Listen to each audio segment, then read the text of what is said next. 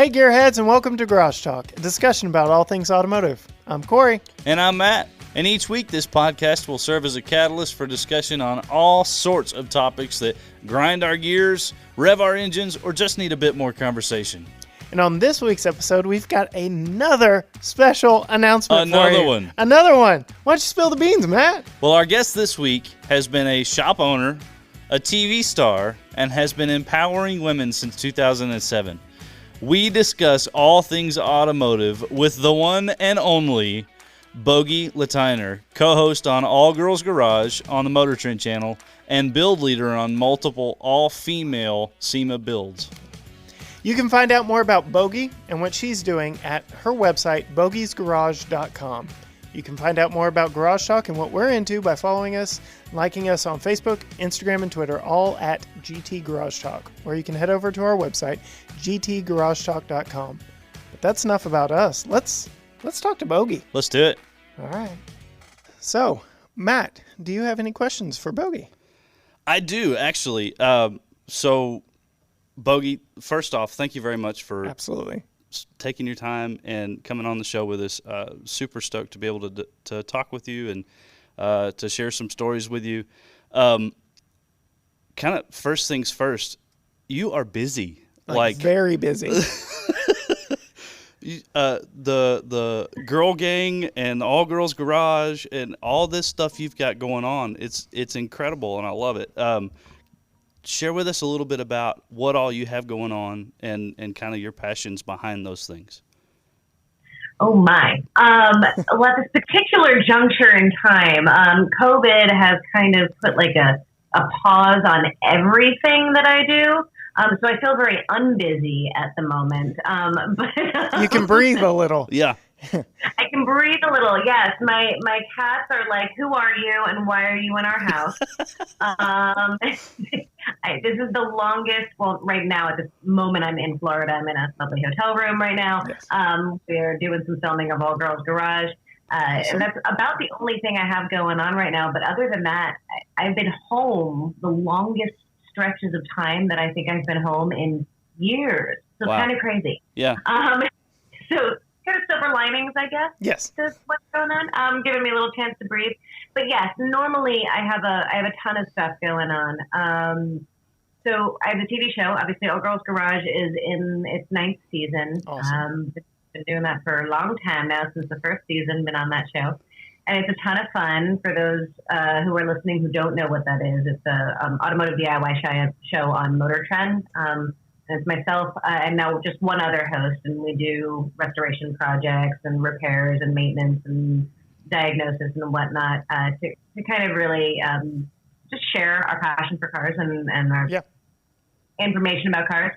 So we do that. And then I have Girl Gang Garage, which is a kind of a training space without really being, we're not an accredited school. Okay. What we'll do is we offer workshops and classes to introduce and celebrate women in the trade. So awesome. We're creating opportunities for ladies to get hands-on, try out new things. Maybe they're in the industry and they want to try a different aspect of it, or they're in the industry and they just want to connect with other women in the industry. Yeah. Or maybe they've never touched a ratchet in their life and they've always been intrigued by cars and they want to try it. And so we're kind of opening doors for all of that. And we do intro classes, and then we do these massive scale all-female builds. That bring together women from all over the country. So those are kind of the two main things that I do. Yeah, very cool. I could see that too as being a little less daunting coming into a group of ladies in a garage setting like that instead of being, thrown into the garage with a bunch of men. When I went through tech school, I went to a local college in Oklahoma City, and there was one girl in one of my classes through the whole time I was there, and it was never said, it was never spoken, but from a few of the guys there was kind of that, what is she doing here kind of a feeling, and I always hated that because there's nothing that says it has to be a guy's thing or a girl's thing. It's a car thing, and I love that, and I love that about all of what you're doing right now. It's awesome. I appreciate it. When I went to tech school, it was definitely spoken. There were definitely a lot of people who questioned why I was there, whether I should be there. I always joked because I went to Universal Technical Institute, and so it was every 3 weeks we started a new class, and we had a new teacher and a new group of students, and the whole thing. And I kept an avid journaler, so I would always like write in my journals, and I played this game of how long was it going to take for the teacher to say something about the fact that there was a girl in the room. Wow. And what angle or approach it was going to be, whether it was going to be supportive, whether it was going to be isolating me, whether it was going to be insulting me, or it was like one angle or the other, and what was it going to be. But yeah, I think you're right. And a lot of ladies don't necessarily know yet if they want to go to technical school or they want to pursue a career, because I think it's more common. It's changing now because just as many young boys these days don't know anything about cars either. Oh, yeah. But it's less likely for the average Jane Doe to have an opportunity to try a plasma cutter or try a welder or try doing body work or try replacing an alternator. You know, these aren't things that we generally get exposed to. And if you don't get exposed to it, you don't know if you're ever going to like it or not. Sure. And so I speak with a lot of women who say, like, I don't know that I want to do this for a living, but I'd really love to try it. Oh, yeah. And so you're not going to go to technical school yet, but then where do you go? There's like no in between really. Yeah. To just try it on for size. I love that. That's fantastic. So would you say from your journaling experience, you had more positive or more negative introductions as the female in the room? Not to put you on the spot or anything. That's a really good question. And I do remind, this is like 20 years ago. Right. So things have changed quite a bit since I first came up in the industry. I'm giving away my age now, but it was interesting because sometimes even the positive ones wound up being negative. Yeah. Because it would be either insulting, negative, right? Or on the positive side, it would be, all right, listen up, guys. There's a lady in the room, and you know what? She's probably smarter than all of you, and so it alienated me, right? So it made me a target to the boys in the class, and so it wound up being like either way you sliced it. I was, you know, a lot of teachers would warn the students to make sure that they didn't curse because there was a little lady in the class, and you know, sensitive ears, and oh, all those stereotypes.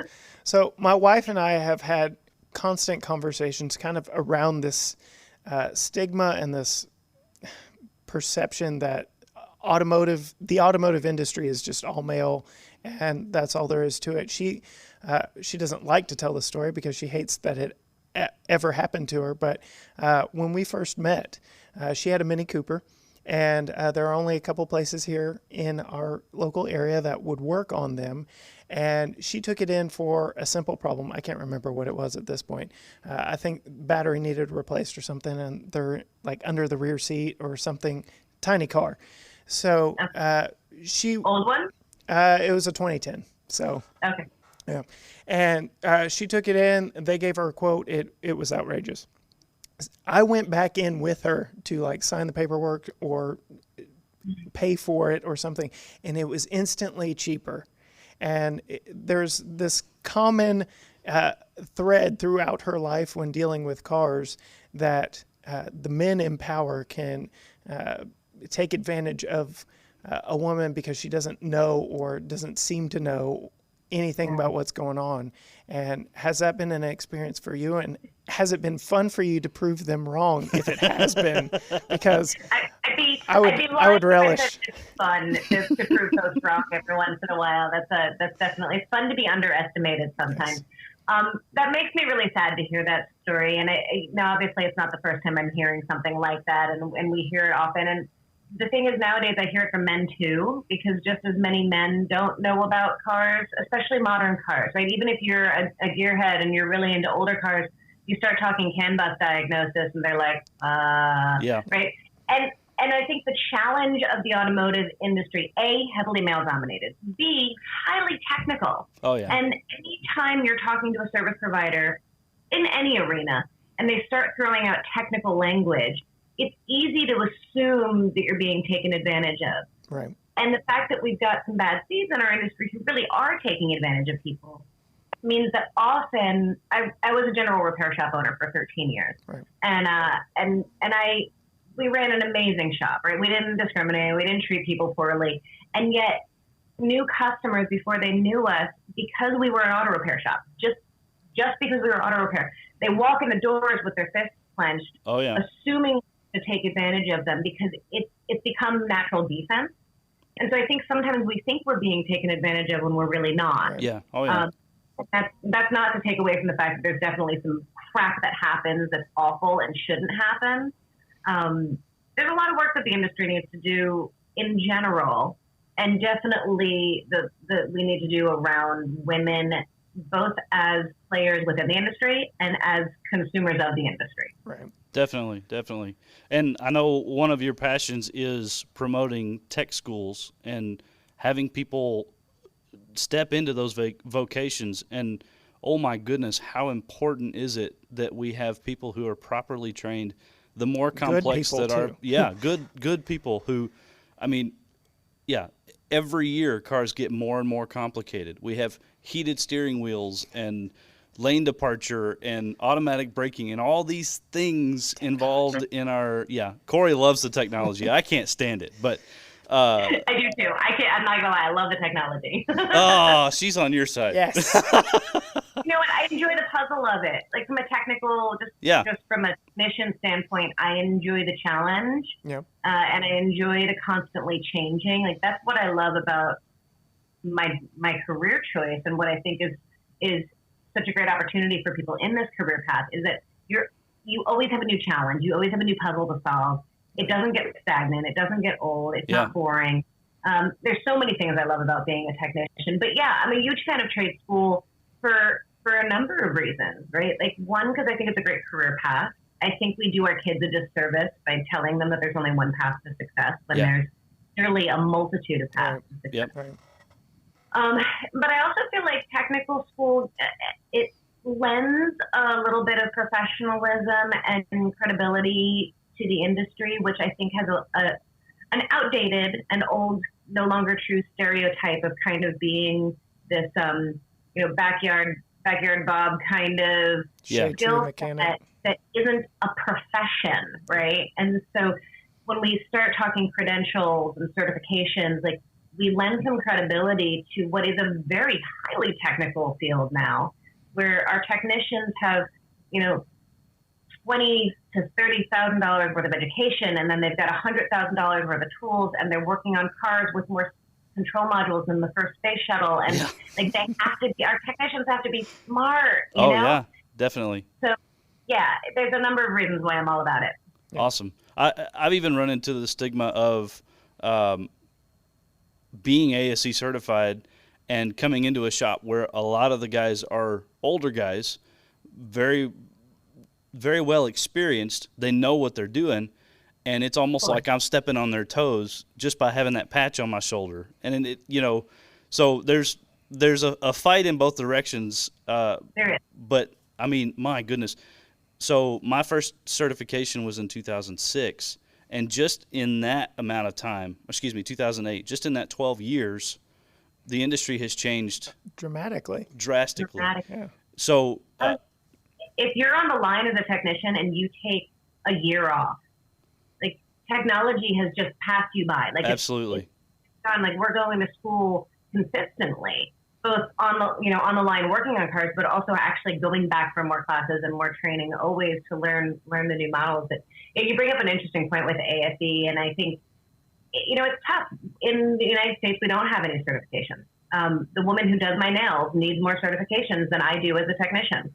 Wow. My mom can hang a shingle and call herself a mechanic. She is not. She can't even pump gas, right? Like she should not be able to call herself a mechanic, but she could legally, right? And so ASE may not be perfect. I'm good friends with a lot of the folks over at ASE. They're good folks. They're doing their best. There's a lot of ways in which it is a little outdated. They're trying, and it's hard, but it's all we've got as an industry. Oh yeah. And being an ASE certified tech in and of itself does not make you a great technician. Right. Oh, right? Absolutely. But I wouldn't go to a doctor who doesn't have a medical license.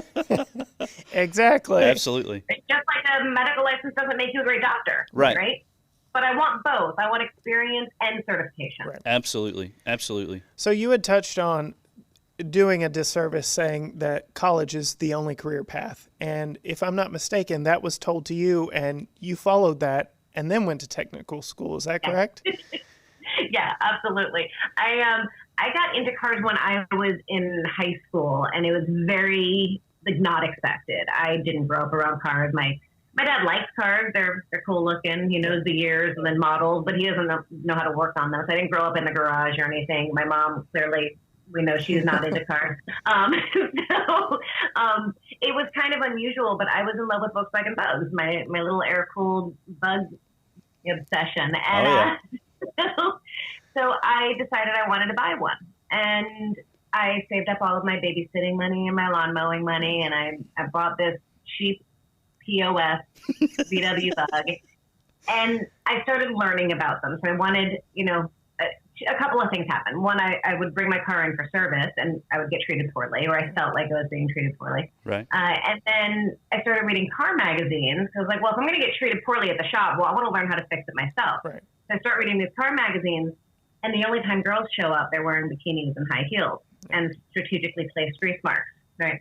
And so I'm like, that's not cool. So I decided I was going to take auto shop in high school. And I got a lot of resistance to that. I was only the second girl in my entire high school history of being a high school to take the auto shop program. They definitely weren't a fan of it. My guidance counselor actively discouraged me from it. My friends thought I was crazy. The boys in class weren't super accommodating at first. We learned to have a great, brother-sister kind of relationship. Oh, yeah. But yeah, it wasn't generally accepted. I almost was doing it out of spite.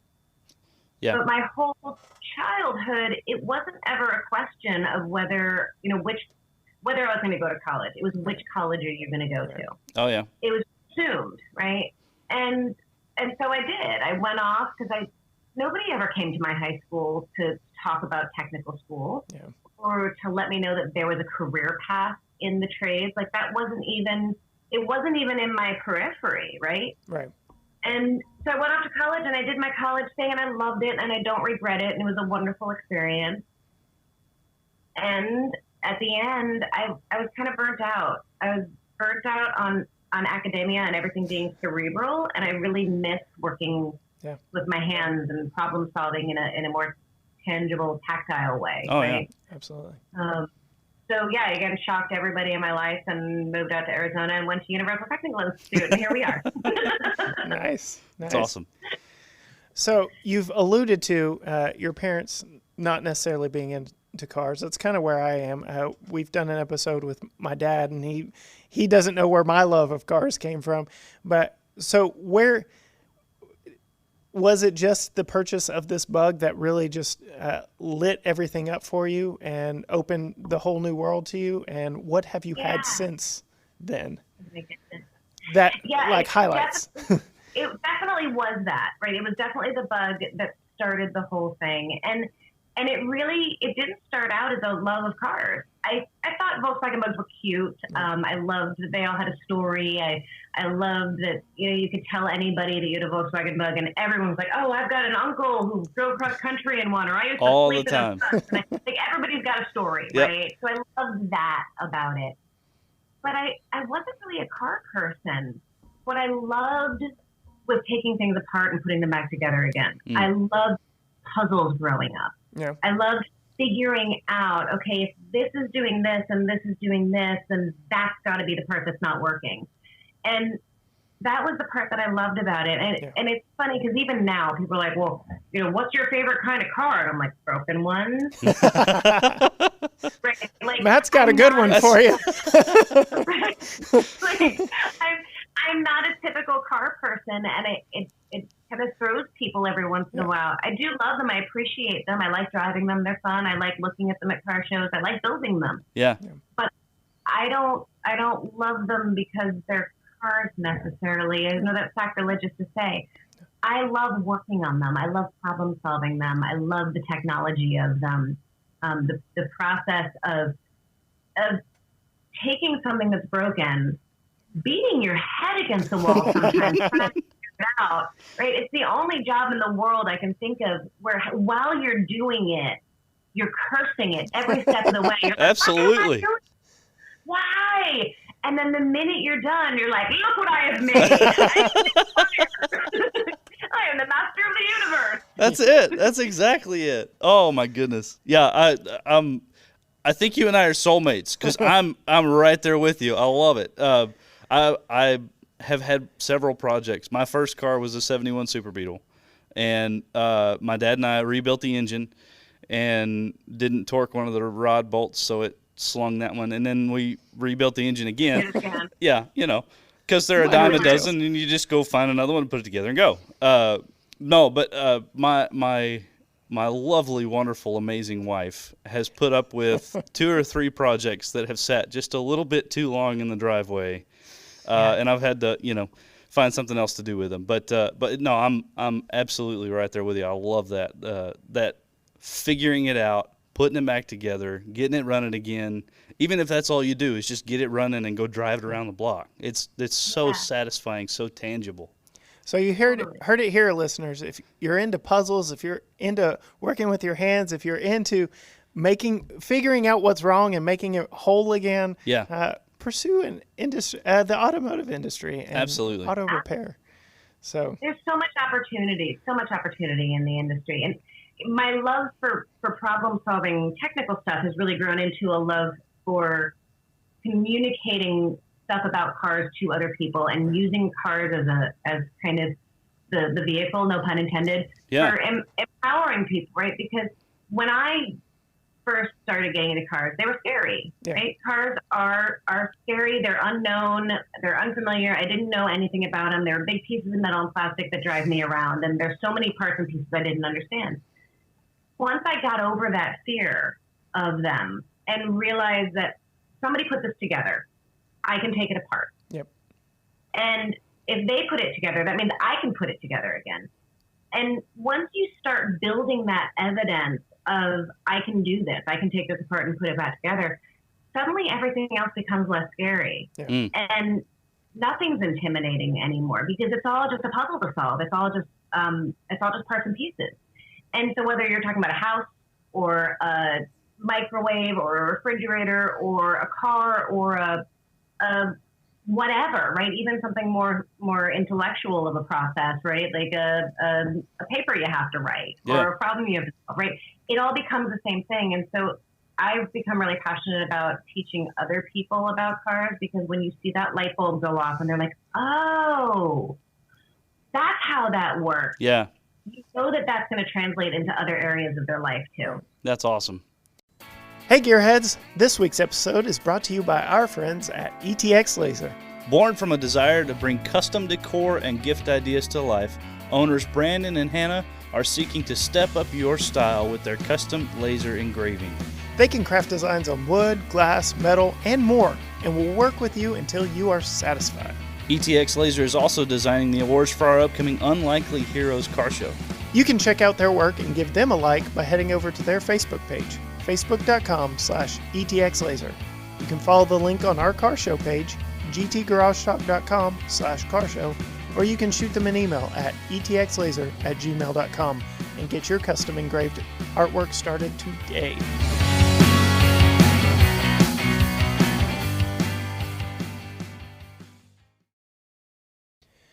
So that kind of leads me perfectly into what would be a word of encouragement that you have for women, especially going into an industry that may or may not have an outdated view of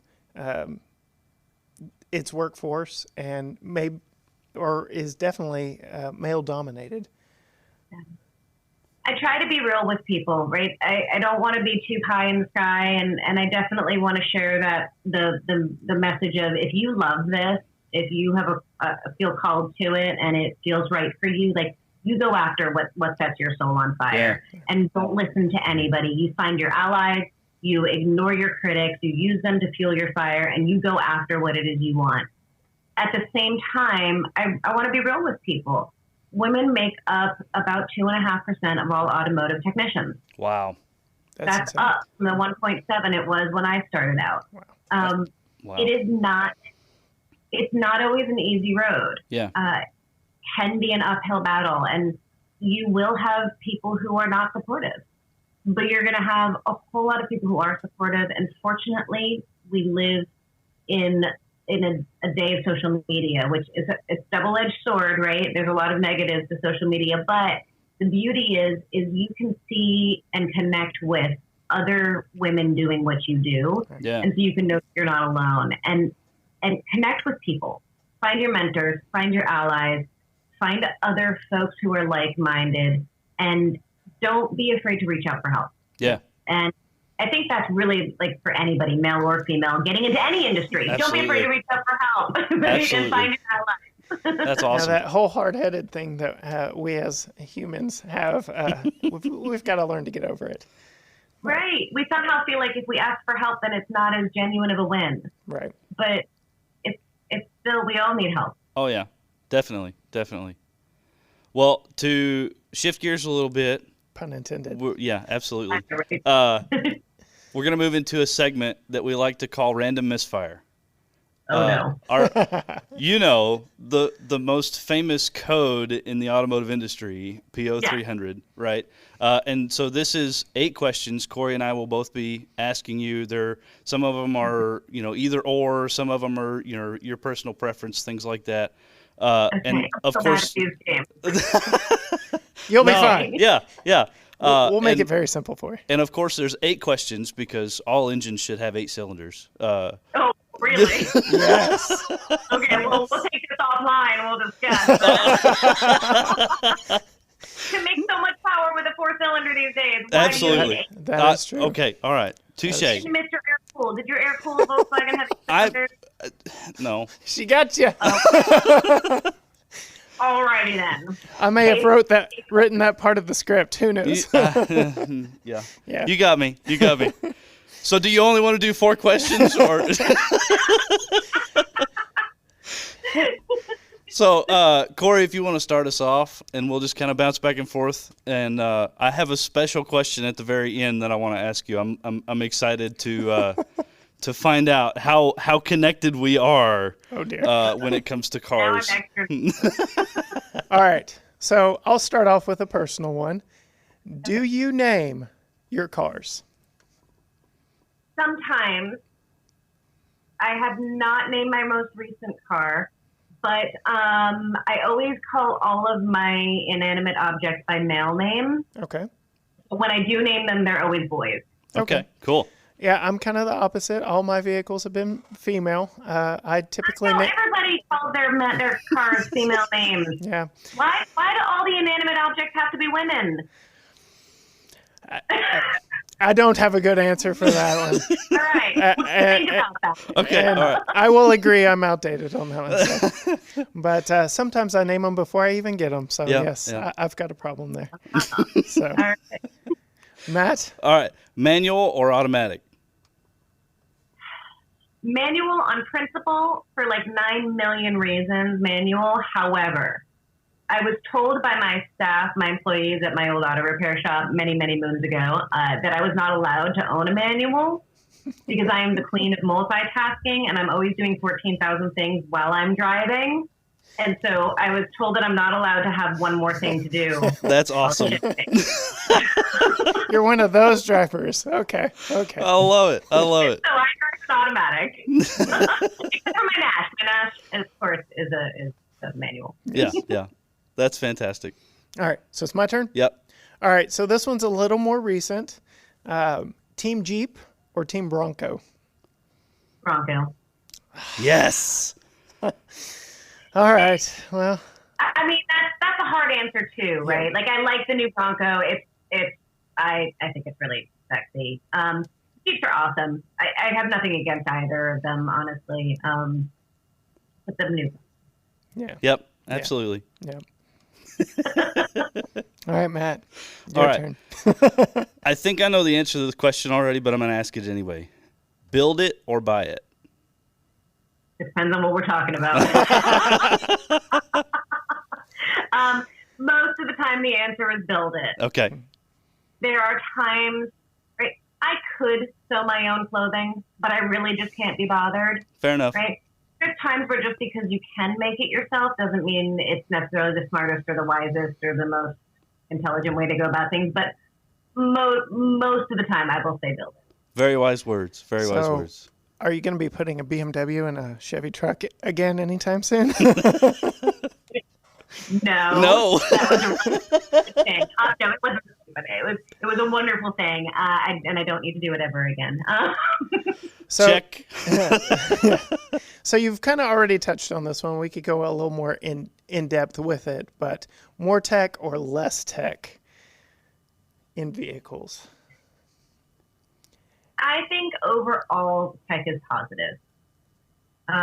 Like any technology, there's always a double-edged sword. Right. They make our lives easier. They make our lives safer. They protect us. They protect our families. And it's more things to break.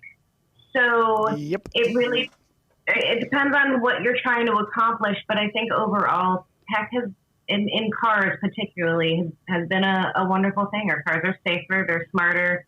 They do more cool stuff than they ever have before. So, yeah, more tech. So I'm the tech nerd of the two of us, and when it comes to dailies, I'm all tech all the way.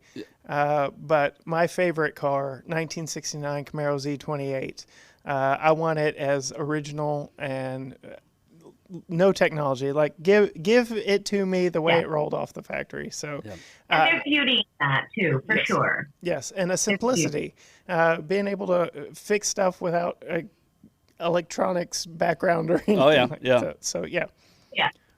For us, it's job security, right? The more advanced they are. It is, and it's constant excitement. But I get both sides of it, right? I think as a technician on the line, as a daily technician wrenching every day, I learned to not like working on old cars. Yeah. Because the older they are, the more they like to break just by looking at them. Absolutely. And then you always wind up with an upset customer. Oh, yeah. And I don't upset customers, so I like working on newer cars where I knew I could look at them without anything falling apart. Yeah. Very, very well put. Very well put. Matt? Is it mine now? Okay. It's yours. Favorite road trip snack? I know we're in COVID and we're not supposed to be going anywhere, but when we could drive places, what's that thing that you stop at the gas station for every time you go somewhere and grab? A really good question. It depends on if it's hot or it's cold out. Okay. For some reason, road trips scream Twizzlers to me. All right. So I really like the big bag of Twizzlers.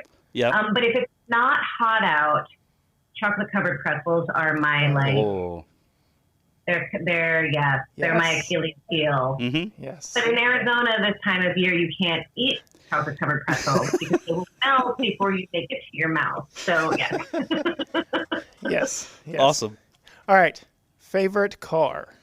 I alluded to mine, 1969 Z28 Camaro. What do you got? I know anything, anything broken. Yes. I am in love with anything tiny. So all the mini cars, the original Fiat, the original Mini Coopers, even the goofy BMW Izettas, the Honda 360. Like there's a ton of like just little teeny cars that it's just so cute. Yes. I want all of them. So I can't even pick out just one because I want all of them. Cool. Fair enough. And they're little, so they're like snack size. You can get lots of them, right? Absolutely. Right. Absolutely. Easier to put places. And, Yeah. Good to go. You could stack like 3 or 4 Volkswagens where you could put one pickup. So, Totally. Yeah.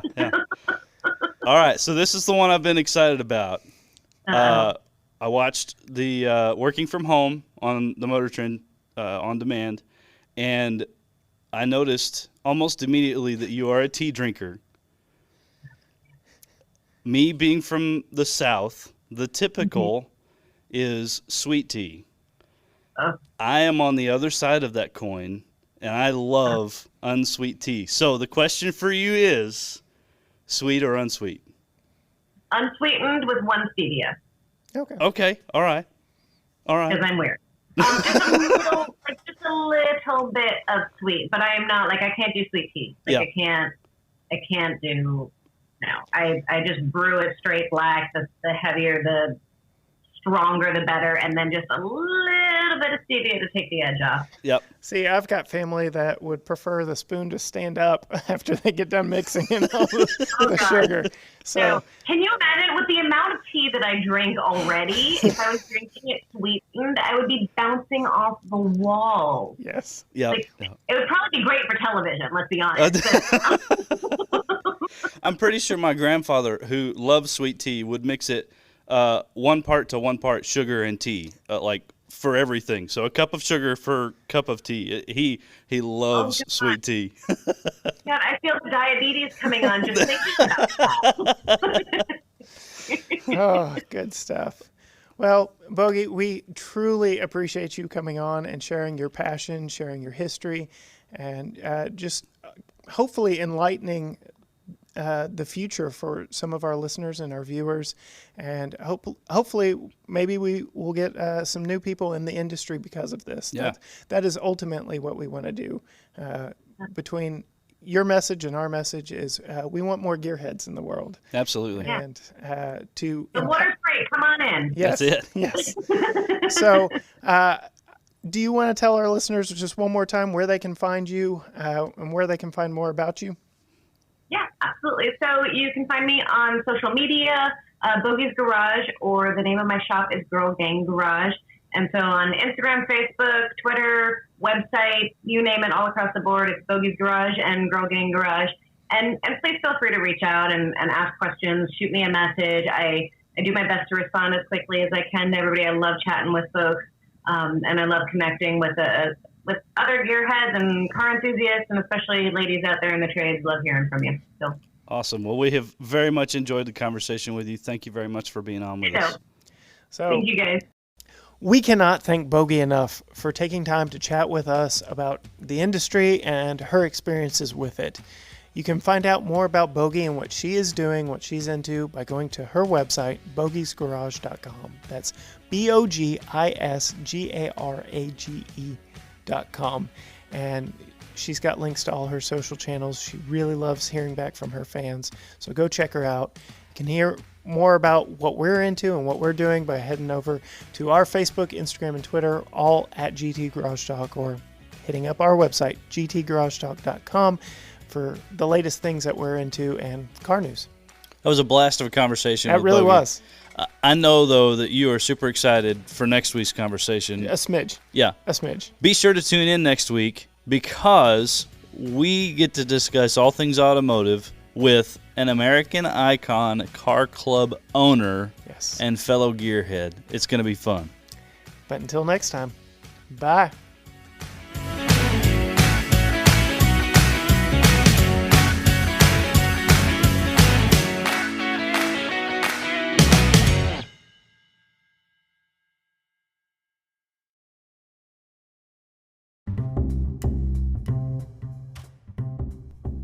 Hey Gearheads, Cory here.